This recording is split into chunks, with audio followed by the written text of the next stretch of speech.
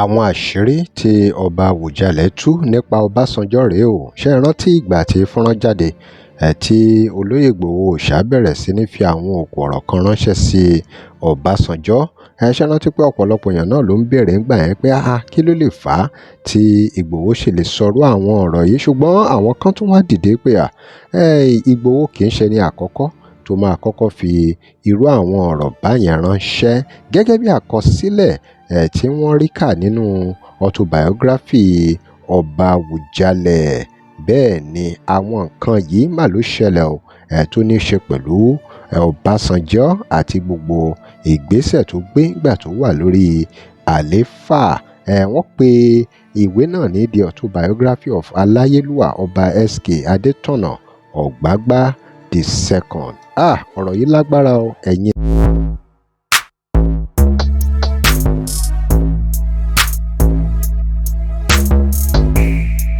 Èèyàn wa, kí ló ṣẹlẹ̀ gangan ni pé àwọn EFCC lẹ́kọ̀ọ́ ni wọ́n wá sílé Michael Adenuga Jr. ìyẹn chairman Globalcom ní 2006 ìyẹn ní July.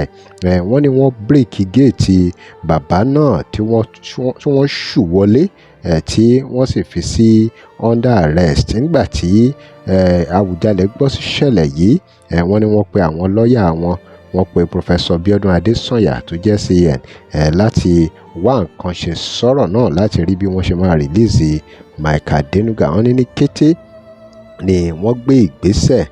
Ọ̀rọ̀ yìí kan Babangida o tó fi di pé àwọn EFCC ńgbà náà ni wọ́n tún question Mohammed Babangida, ìyẹn ọmọ Ibrahim Babangida. Wọ́n ní àwọn EFCC ń wá àwọn owó kan tó sọnù tó ní ṣe pẹ̀lú PTDF, Petroleum Trust Development Fund. Ṣùgbọ́n àwọn èèyàn gbàgbọ́ pé ohun tó wà lábẹ́ ọ̀rọ̀ owó yẹn pé kì í ṣe owó yẹn gangan, pé ó ní ìdí pàtàkì tí àwọn EFCC tí wọ́n ṣe lọ sí ilé Michael Adenuga àti ti ọmọ Ibrahim Babangida. Nígbà tí Mike wà ní Abuja, wọ́n ní àwọn èèyàn sọ fún pé kó lọ rí Ọbásanjọ́ kó lè wẹ ara ẹ̀ mọ́.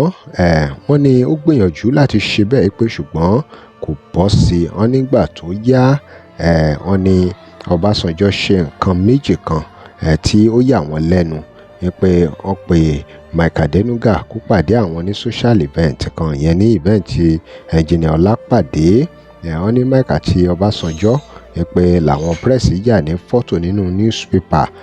Wọ́n ní lẹ́yìn gbogbo celebration, wọ́n ní Ọbásanjọ́ ó wá ní kí Michael Adenuga kó sin àwọn lọ sí Ọ̀tà.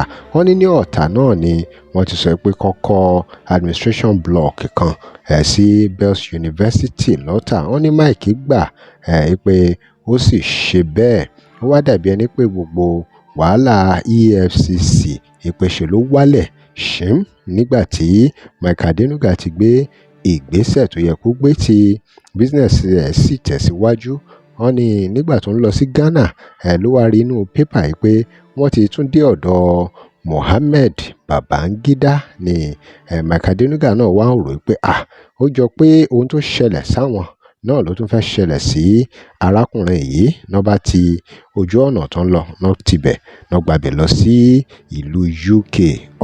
Ọ̀rọ̀ yìí lágbára o. Sùn tí wọ́n ní wọ́n fi kàn wọ́n gbà yẹn, tí wọ́n fi kàn Michael Adenuga gbà yẹn náà ni pé ìkíní Abubakar Atiku vice president ńgbà náà gbó fún Michael Adenuga lówó nínú owó PTDF, ìyẹn Petroleum Technology Development Fund, tí wọ́n invest sí báǹkì Adenuga Equatorial Trust Bank ETB.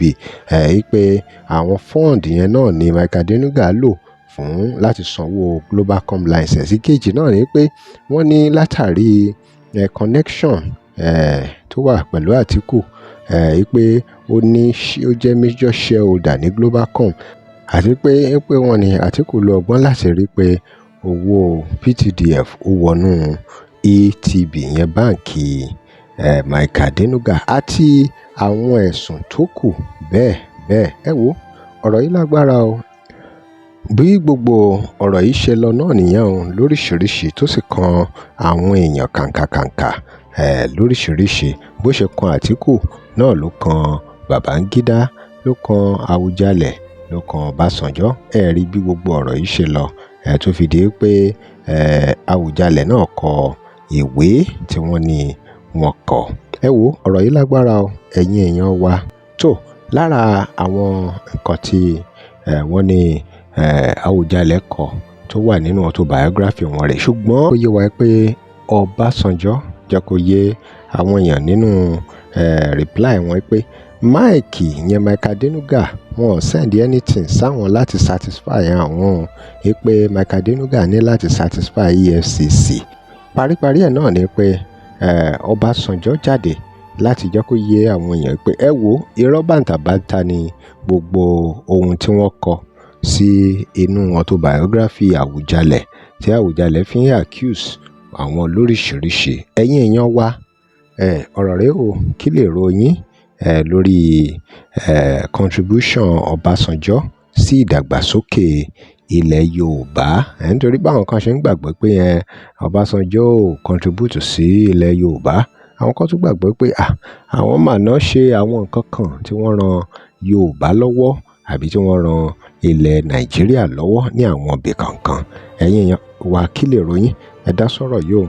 Ẹ drop comment and remember to like, share and follow us. Thanks for watching. À ń lọ fún ìpolówó ọjà pé WhatsApp number page yìí.